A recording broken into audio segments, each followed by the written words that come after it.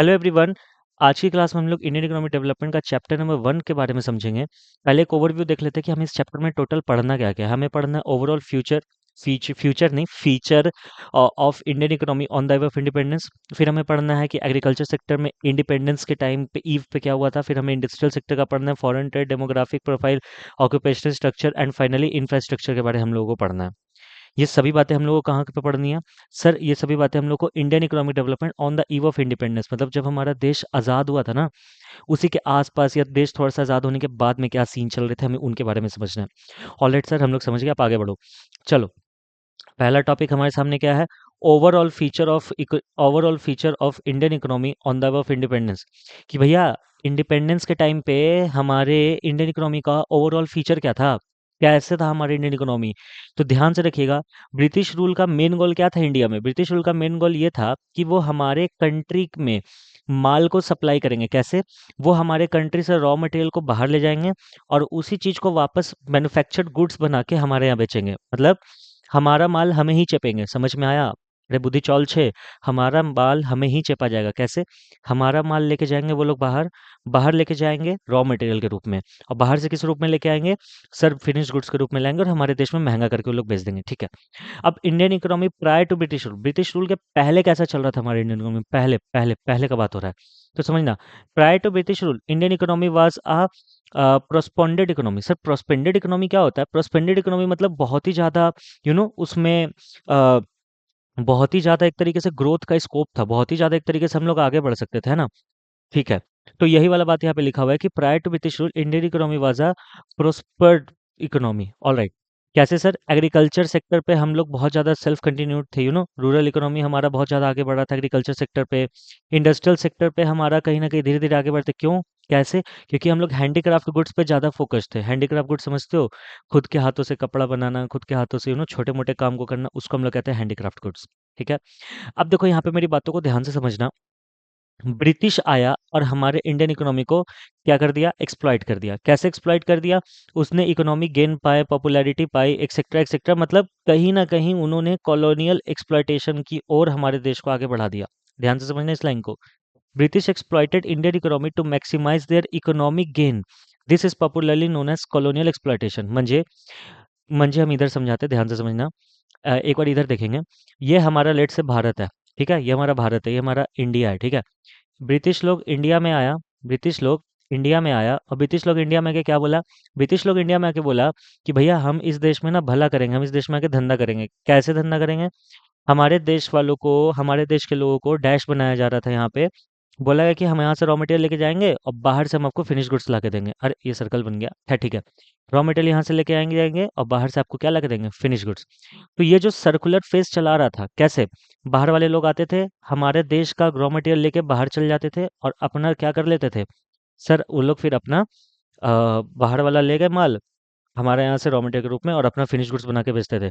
For example let से हमारे यहाँ से उन्होंने लेट से क्या एग्जांपल दूँ, चलो गोल्ड एक्सट्रैक्ट किया। 1 मिनट के लिए मान लो उन्होंने हमारे यहाँ से ये गोल्ड का बिस्किट है, उन्होंने एक्सट्रैक्ट किया। फिर गोल्ड का बिस्किट एक्सट्रैक्ट करने के बाद बाहर ले गए अपने देश में। गोल्ड का बिस्किट कहाँ गायब हो गया? अच्छा इस पेन से बनाता हूँ। गोल्ड का बिस्किट एक्सट्रैक्ट करने के बाद वो लोग क्या कर गए? बाहर ले गए और बाहर से उन्होंने एक सोने की चैन बना दी या कुछ बना दिया, वापस हमारे देश में लाके महंगे में बेच दिया। ले गए थे 10 20 50 रुपए में, ले आए भाई साहब 100 200 500 में। सर आप किस नशे में जी रहे हो? 10 20 50 का कहाँ गोल्ड मिलता है? अरे चाचा आप किस नशे में जी रहे हो? 1947 की बात कर रहा हूँ मैं, आप किस नशे में हो? Hello good morning. चलो, अब हम लोग आगे बढ़ेंगे। यहाँ पे समझने की कोशिश करना, इसको हटा दो पहले। हाँ जी। सर समझ गए आप क्या कहना चाहते हो?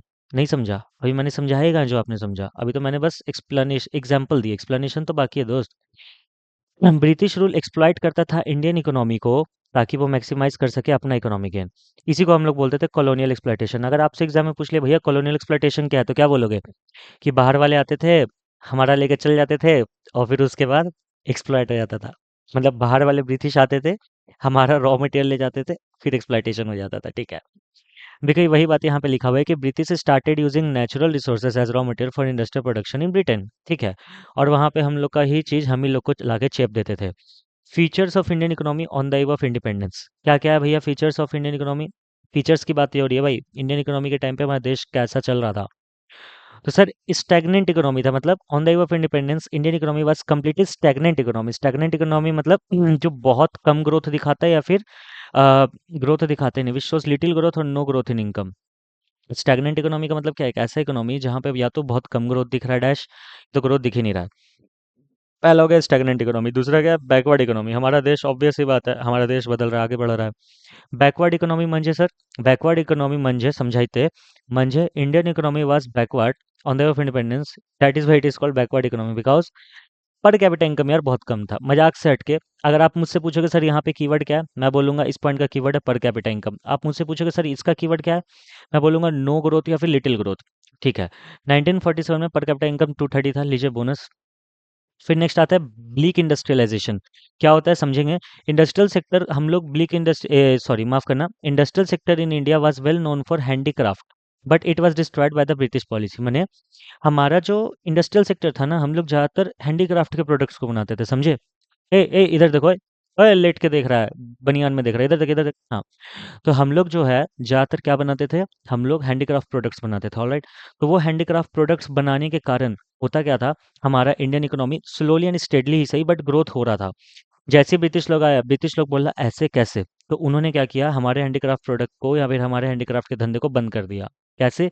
नेचुरल रिसोर्सेज बाहर ले गया, बाहर से अपना रॉ मटेरियल फिनिश गुड्स में कन्वर्ट करके लाया और अपना मार्केट क्रिएट किया। Next, dominance of agriculture. हमारे यहाँ पे एग्रीकल्चर का डोमिनेंस बहुत ज़्यादा था। कैसे? लगभग 72% and the eve of independence हम लोग क्या करते थे, एग्रीकल्चर पे डिपेंडेंट थे। म्हणजे अगर 100 लोग on the eve of independence काम कर रहे थे ना, उसमें से 72 लोग किस पे काम कर रहे थे, एग्रीकल्चर में। फिर नेक्स्ट क्या है, हेवी डिपेंडेंस ऑन इम्पोर्ट, माफ करना इम्पोर्ट है ना, हाँ imports. Heavy dependence on imports, हम लोग ज़्यादातर क्या हो गए थे on the eve of independence. यार सेम बात है यार, घुमा फिरा के ऐसे नाक पकड़ो चाहे ऐसे नाक पकड़ो, बात बराबर है। बस इतना सा ये बात कहना चाह रहा है कि हमारे यहाँ पे, बस ये इतना सा बात कहना चाह रहा है कि हमारे यहाँ पे जो हैंडीक्राफ्ट प्रोडक्शन होता था उसका मतलब ब्रिटिश लोगों ने अच्छे से डैश कर दिया। और फिर उसके करने के बाद उन्होंने अपना डिमांड क्रिएट किया यहाँ पे, क्योंकि जो रॉ मटेरियल वो लोग लेके जाते थे उनका फिनिश गुड्स वो लोग हमारे ही देश में आके बेचते थे। ठीक है सर, मक्खन से समझ गए। फिर नेक्स्ट क्या, लिमिटेड अर्बनाइजेशन। म्हणजे लिमिटेड अर्बनाइजेशन का मतलब होता था कि हमारे यहाँ पे ज़्यादा गांव, मतलब सॉरी माफ़ करना, ज़्यादा शहर नहीं थे, गांव देहात वाले लोग ज़्यादा थे। मतलब गांव देहात हमारे यहाँ पे उस टाइम पे on the way of independence ज़्यादा था। सिर्फ 15% पॉपुलेशन जो है वो हमारा अर्बन एरिया में रहता था, जबकि 85% पॉपुलेशन कहाँ रहता था, गांव देहात में। Finally semi feudal goods. Sir ये क्या लिखा हुआ है, मेरे को भी नहीं समझ आ रहा बेटा, एक सेकंड रुक जाओ, मुझे देखने तो क्या लिखा हुआ है। सेमी फ्यूडल गुड्स, देख लेता हूँ। On the of independence economy was neither wholly feudal और capitalist economy. I don't know, semi federal होना चाहिए था यहाँ पे। ठीक है, मैं इस पॉइंट को नेक्स्ट वीडियो में बता दूंगा, इस पॉइंट की चिंता नहीं करो यार, तेरा भाई जिंदा है अभी, चिंता मत कर। फिर उसके बाद हम लोगों को यहाँ पे थोड़ा सा एक्सप्लेनेशन दिया गया है, किस चीज़ के बारे, agriculture sector on the of independence के बारे। क्या है सर, ये कुछ खास नहीं है, बस इतना सा बताया कि हमारा यहाँ पे प्रोडक्टिविटी लो था। ठीक है, लो प्रोडक्शन होता था, प्रोडक्टिविटी भी लो था। यहाँ कुछ आपको डेटा दिया गया है, अगर आप इस डेटा को समझोगे तो स्टैट्स स्टैट्स नहीं है, ये इंडियन इकोनॉमिक डेवलपमेंट है, यहाँ पे आपको डेटा याद रखो, थोड़ा बहुत काम आता है। देखो होगा क्या, मैं तुम्हें समझाता हूँ, मेरी बातों को सुनना। बात कुछ ऐसी है, जब तुम इधर देख, इधर इधर कोने में देख भाई, मैं कोने में हूँ, मैं अच्छा लग रहा हूँ, देख champion, I am a champion. चलो ध्यान से सुनो, मजाक से हट के। सर बात ऐसी है कि स्टैट्स का ये क्वेश्चन, ये स्टैट्स तो है नहीं, नहीं है, ये है हमारा इंडियन इकोनॉमिक डेवलपमेंट। बट तुम जब एग्जाम में थोड़ा वो डेटा लिख के आएगा ना, देख एक बात याद रख, डेटा याद होता है तो कर, नहीं होता तो छोड़ दे। बट अगर हाँ याद हो जाए तो बेटर है। सर नहीं होगा तो 100 मार्क्स नहीं आएगा क्या? आएगा, बिल्कुल आएगा। बट याद हो जाए ना तो थोड़ा वट पड़ता है। जैसे 1947 में 600 था, फिर 2021 में 3507 हो गया, ये राइस हमारा 665 था, ये इतना हो गया। प्रोडक्टिविटी इन केजेस और प्रोडक्शन इन लाख टन्स 1947 में ये था, 19 और 2021-22 में कुछ इस प्रकार था। तो इन चीज़ों को आप देख सकते हो, कुछ खास नहीं है। फिर नेक्स्ट हमारे पास क्या है सर, यहाँ पे हमारे पास एक्सप्लॉयटेटिव लैंड सेटलमेंट सिस्टम। म्हणजे आओ पढ़ के समझते हैं। The British government in India introduced a unique system of land settlement. कैसे? It set up a triangular relationship among the government and the owner of the soil and the tiller of the soil. This was popularly known as zamindar system. म्हणजे समझाइते, ये कहना चाह रहा है कि भैया यहाँ पे होता क्या था, ट्रिपल लेयर क्रिएट कर दिया गया। ध्यान से समझना इस कॉन्सेप्ट को बेटा, अच्छा कॉन्सेप्ट है। सबसे ऊपर में होगा हमारा जो सबसे प्यारा है, मतलब गवर्नमेंट सबसे बेस्ट है हमारे देश का, हमारे देश से अच्छा गवर्नमेंट आपको कहीं नहीं मिलेगा। जो मेरे स्टूडेंट्स हैं वो समझ पा रहे हैं हम क्या कहना चाह रहे हैं। तो ये जो गवर्नमेंट है, और जो यहाँ पे फिर एक जो ऑनर होता है, ठीक है। और फिर यहाँ पे जो एक टिलर होता है, टिलर म्हणजे समझाइते, टिलर म्हणजे मतलब कि जो, अरे बाप रे ये क्या बन गया, टिलर का मतलब होता है कि जो उस फील्ड पे काम कर रहा है, ठीक है। टिलर का मतलब होता है जो उस फील्ड पे क्या कर रहा है, सर काम कर रहा है, ठीक है। तो देखो, गवर्नमेंट अपनी जगह पे सही है, फिर एक उसका ऑनर आएगा वो अपनी जगह पे सही है, और एक टिलर जो है वो अपनी जगह पे सही है। सर ये क्या हो रहा है? तो इन तीनों का ब्रिटिश रूल वालों ने एकदम, मतलब टिलर को तो ब्रिटिश रूल वालों ने एकदम दिमाग खराब करके रख दिया था। मैं समझाता हूँ कैसे। ध्यान देना, इधर इधर ध्यान देना, इधर ध्यान देना। इस जमीन पे काम कौन करेगा? लेट से ये पीस ऑफ लैंड है, ठीक है। इस पीस ऑफ लैंड पे काम कौन करेगा सर? टिलर। लेकिन ये पीस ऑफ लैंड किसका है सर? ऑनर का। लेकिन इस पे टैक्स कौन लेगा सर? इस पे टैक्स लेगा गवर्नमेंट। तो बताइए बम्बू किसका होने वाला है? सर बम्बू तो टिलर का होने वाला है, क्योंकि टिलर को तो कुछ मिलेगा नहीं। ऑनर तो भैया अपना पैसा ले लेगा, गवर्नमेंट अपना टैक्स वैक्स जो लेना वो ले लेगा। टिलर को क्या मिला? कुछ नहीं मिला। तो ये जमींदार सिस्टम है, म्हणजे गवर्नमेंट जो है जमींदार लोग से मिलके, ये लोग जो बड़े लोग हैं, जो बड़े रईस लोग हैं, वो रईस गवर्नमेंट वाले रईस फार्मर्स, गरीब फार्मर को लल्लू बनाते हैं। यानी टिलर को वो लोग कुछ पैसा वैसा नहीं देते। तो वही बात यहाँ पे समझा रहे हैं भैया आपको। जैसे देखो, land settlement was particularly implemented by the Bengal presidency and the direct, ये आप खुद से पढ़ सकते हो, इंग्लिश में नहीं समझाऊंगा, मैंने चीज़ों को समझा दिया आपको, ठीक है। अ, मैं चाहता हूँ कि आज की क्लास मैं यहीं पे रोकूं, फिर इसके बाद हम लोग आगे की ओर शुरू करेंगे। तो आज की क्लास में हम लोगों ने क्या पढ़ा सर? आज की क्लास में हम लोगों ने क्या पढ़ा? आज की क्लास में हम लोगों ने कुछ खास नहीं पढ़ा बच्चों। आज की क्लास में हमने देखा कि, मैं एक बार क्विक रिवीजन करा रहा हूँ जो भी हमने पढ़ा है, बस वीडियो को रैप अप कर रहा हूँ, 1 मिनट का समय दो। हमने देखा क्या क्या इस चैप्टर में आएगा, जिसमें से हमने शुरुआत वाली चीज़ों को देखा, अच्छे से समझने की कोशिश करी हर एक पॉइंट को। जैसे कि मेन गोल क्या था ब्रिटिश रूल का? मेन गोल यही था कि भैया हमारे यहाँ से रॉ मटेरियल लेके जाएगा, अपने यहाँ पे उसका इस्तेमाल करेगा।